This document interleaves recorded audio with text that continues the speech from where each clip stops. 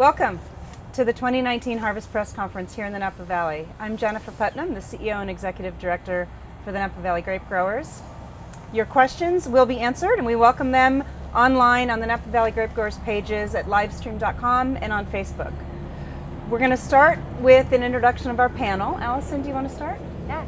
Hi, I'm Allison Wilson. We're here at Cliff Lady Vineyards. I'm the Director of Vineyard Operations here at Cliff Lady. I just finished out my 5th harvest here running the vineyard and viticulture teams. My name is John Rule. I am the CEO of Trefethen Family Vineyards. We are a family-owned estate winery in the Oak Knoll district of the Napa Valley. Being an estate winery means that we grow all of our own grapes. We're in a cooler part of the Napa Valley in the Oak Knoll district, a little closer to Carneros with a little bit stronger marine influence off the bay. Hi, I'm Erin Bright Russell, and I'm a partner at Rancho Chimilas, which my family owns and operates, which is in the southeastern part of Napa County in Woodin Valley and Gordon Valley. And we farm 9 varieties of grapes, as well as plums and walnuts, and we raise horses and cattle and chickens and Australian cattle dogs. Cool. Do you want to talk about where your vineyards are? Yeah, so we're here at our estate vineyard, Poetry Vineyard across the street behind us, and our Twin Peaks Vineyard here in Stag's Leap District. We also are lucky enough to farm a vineyard up in the Calistoga AVA and down in the Carneros AVA. Great. So let's start off with, when you're looking back on the 2019 growing season and vintage, what are going to be the takeaways for you about this year? Yeah, I mean, starting out at the beginning of the season, I actually had to ask John to remind me what happened at the beginning of the season, but we started out last November with plenty of rainfall going through the winter, above average, I think, throughout the Napa Valley, about 35 inches. Soil profiles needed it. Coming off of a few years of drought, we were happy to fill the soil profiles in the reservoirs with plenty of water.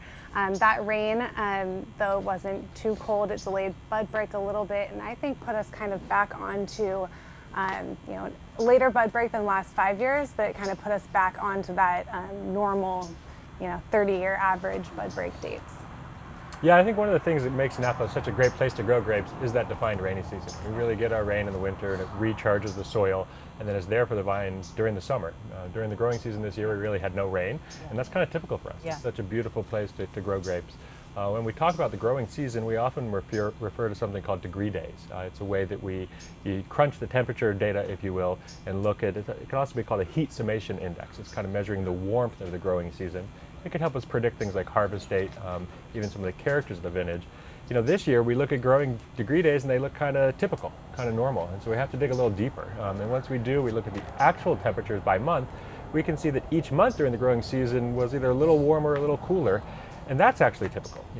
As farmers, we never hit an average month or an average year. We're always sort of following what Mother Nature is throwing at us.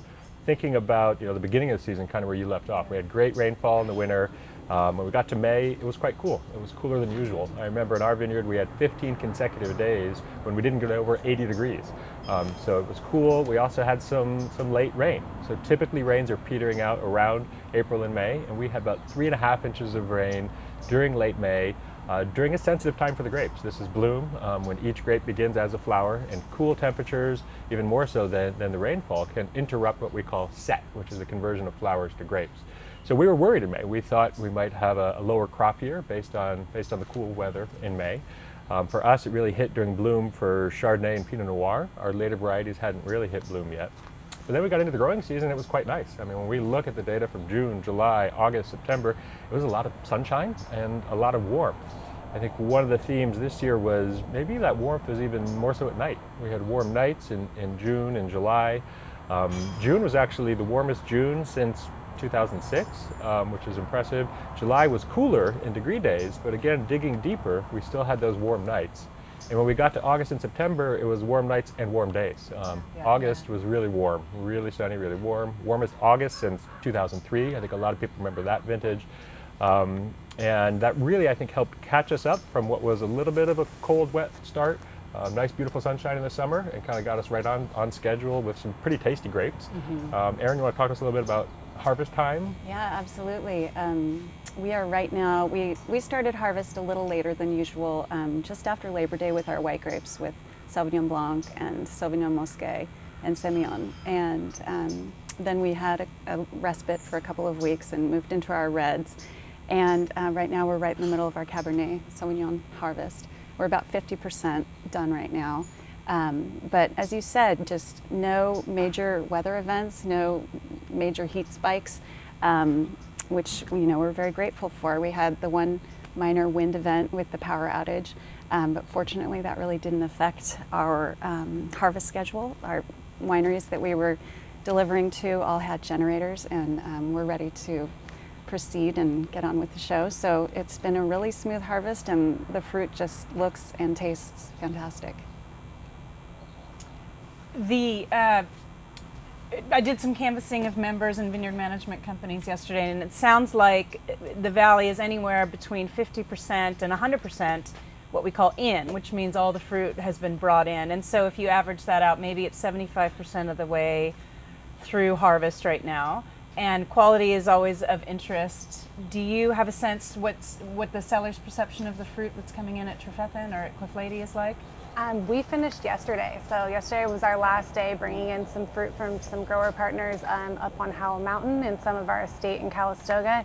So far, we're really excited about the quality. Having this really mild time during harvest allowed us to leave the fruit a little bit longer than we would, to get a little bit of extra hang time, develop those flavors a little bit more, and we're excited to see it through the fermentation process and get that wine in the bottle. Yeah, I think the pace of harvest has been calm. It really never got to a hectic point. We're certainly still busy on reds, but we're 90% in at this point. I had the chance to taste the active red fermentations with our winemaker yesterday. His comment for the vintage was concentrated flavors. We're really seeing great flavors. I think another signature for this vintage will be lower acidity. Again, going back to when I talked about the weather data for this year, we had those warmer nights, and we know that the grapes are respiring that acid at night. So we really had to pay attention to the chemistry in the grapes. We're often picking on flavor, that's super important, but we're also measuring the sugar, the acidity in the grapes when they're still in the vineyard. And we really had to move on some blocks when we saw the acidity drop in, and we want to make sure we capture that natural acidity and get it into the bottle. So a little bit softer maybe on the palate, but great flavors, really exciting. And were you thinning a lot this year? Were you? What were the early mid-season adjustments that you made? I think that we had a big crop last year, and coming into this year, as John said earlier, we were a little bit scared that the crop was going to be low, but we got another good yield, lower than last year. And John was saying yesterday that if we're going to get 2 vintages of a good crop in a row, we're going to take it, because we never know when we're going to get those small vintages. I think the thing that was really nice about this year, having that larger crop, we really got to go in and do some precision farming throughout the year. We got to really thin out the clusters in the field rather than sorting them once they came into the winery, and really be selective about the fruit that we wanted to bring in. Yeah, I'd say it's another vintage where the grower was really in the driver's seat, and you got to go block by block or even vine by vine and really bring those vines into balance. In some varieties we drop as much as half of it on the ground, but really it's about creating that balance between the amount of leaves you have and the amount of fruit you want to get that ideal ripeness. So definitely another year when we had the luxury of thinning, really, as we're just creating the best grapes that we can. Yeah. Well, you can hear harvest is happening and tractors going by right now. Very exciting. So we're 1 week past the 2-year anniversary of the fires in Napa Valley, and that brings up some questions for me about, you mentioned the power outage last week, whether that was a disruption. But really, how is the workforce and the labor supply, and has a lot been taken away from that post-fire construction industry, or how do you talk to us a little bit about how you maintain your workforce and where they come from, et cetera? Erin? On our family farm, we're fortunate that we can keep on a small crew for the year. We have several people that live on our ranch and help us daily, and our full-time employees. And then for targeted work throughout the year, sometimes we'll bring in a larger crew from a farm contractor. So we're kind of a hybrid in that sense, and that works really well for us. We have people that really understand our property and our crops. So Yeah, I mean, I would say at Trefethen and even in the broader Napa Valley, we're in the long game, you know, Yeah. and really I think of this in the context of sustainability. We're trying to create resiliency in our operation so that we're not subject to the, you know, short-term things, and that includes employment. And so building engagement with employees, paying living wages, giving great benefits, but really just creating a connection to the work, Yeah. and then retaining the same employees, you know, throughout the year and year after year allows us to continually raise the bar on quality. It's not as though we're getting employees who just came from working in a different crop and we're like, these are grapes. It's like, no, we have the same employees year after year, and again, it just sort of keeps us moving forward. And then we're not always looking for new employees, and so not worried as much about that. So you're all in-house. 100%, yeah, all Trefethen employees. Yeah, I mean, echoing what John's saying, and I think it's more, it's less of just, you know, ironic that we all have in-house crews and more of the new normal that you're seeing in Napa Valley. We have 10 people on our crew that are, you know, year-round full-time employees that have been here for 5+ years, most of them, and being able to start out with the sustainability and the culture of your crew and having people here that are year-round and get to know, care, love the vines that they're working with is really important in the crops that we grow. I mean, so much of what we do is done by hand. You know, Yeah, like when we're talking about employees, you might Right. picture someone driving a tractor, and we have tractors, but these vines are touched by hand like 10 times a year.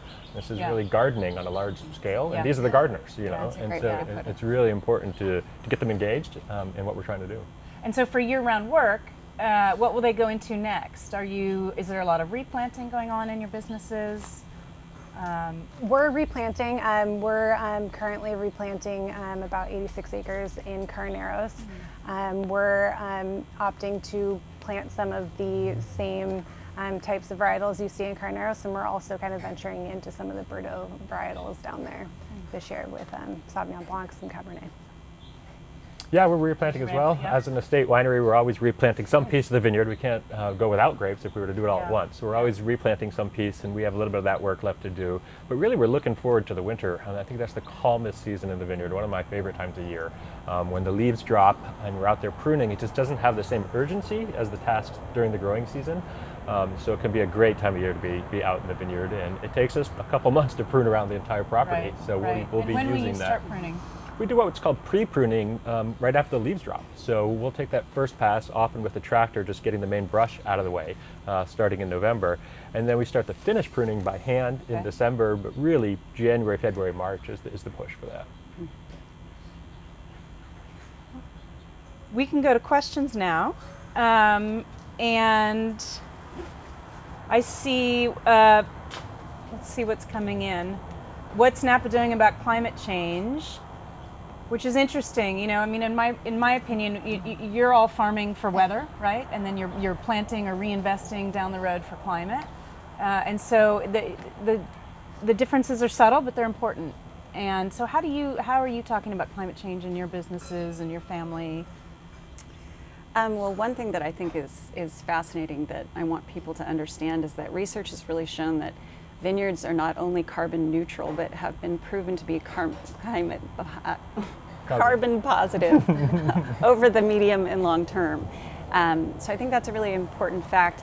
We know that woody crops sequester carbon, and Napa is doing a great job of doing what we do best, which is growing world-class wine grapes. Yeah, I think on that note right there, we're a big fan of cover crops. Like, cover crops are used throughout the valley. They're great to prevent erosion in our vineyards, great to increase fertility. They can attract beneficial insects, but they're also part of that carbon sink. So we're storing carbon. We're storing it in the grapevines, as Aaron said, and we're storing it in the cover crops. I mean, I've been standing in the vineyard in March in waist-high oats and barley and just saying, look at this biomass.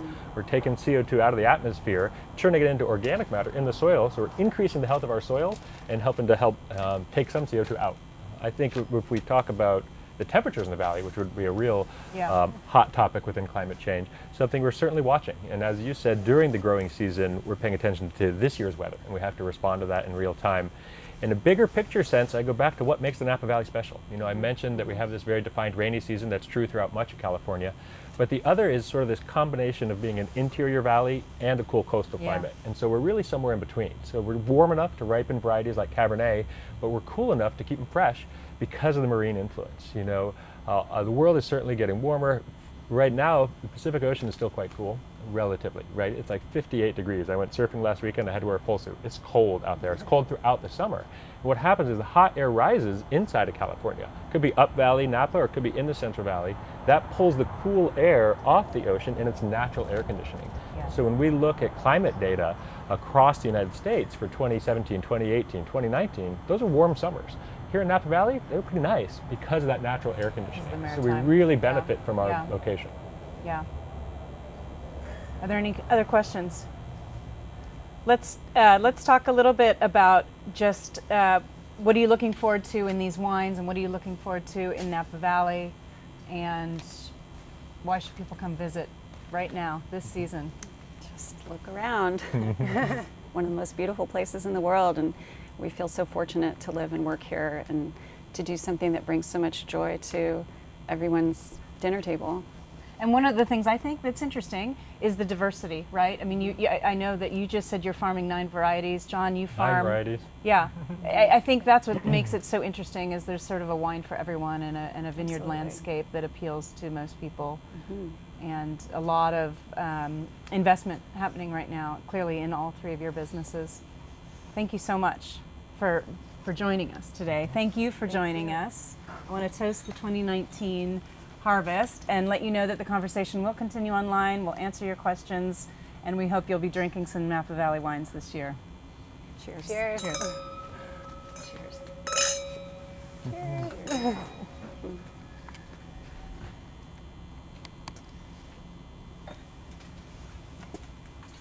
And we're out.